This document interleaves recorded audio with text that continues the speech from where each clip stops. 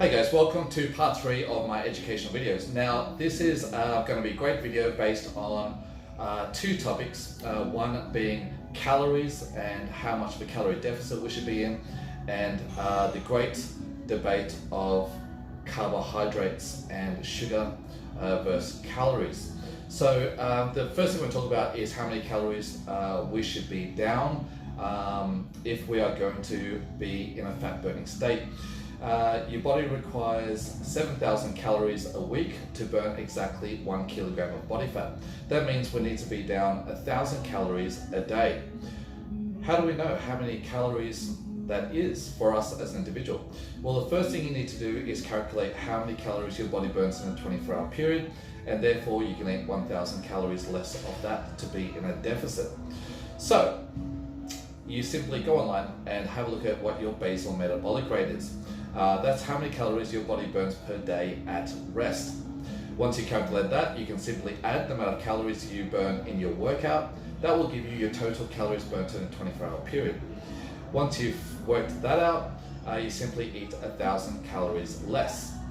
So, for example, if my basal metabolic rate is 2,000 calories, that means my body burns 2,000 calories per day at rest. I then add 500 calories because I know I burn about 500 calories in my workout. That gives me a total calorie expenditure per 24 hours of 2,500 calories. I therefore need to eat 1,000 calories less, which is 1,500 calories.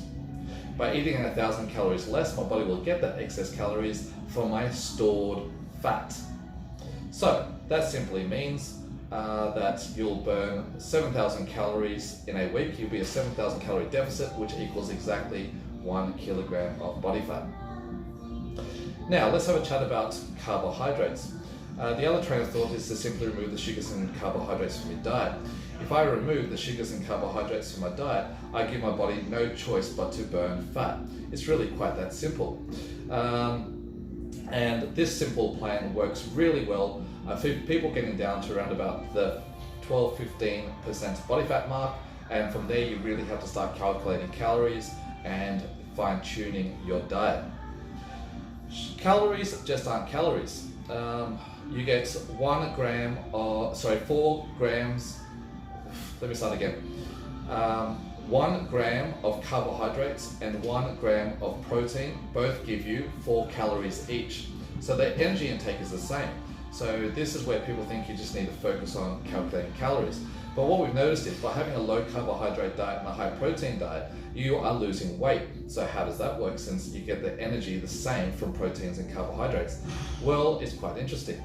When you have 1 gram of carbohydrates, 4 calories goes in and your body uses 4 calories. But when you have 1 gram of protein, 4 calories goes in, but your body uses 1 to 2 calories through the metabolic process and trying to digest that food. So you only end up with 2 calories of energy left at the end.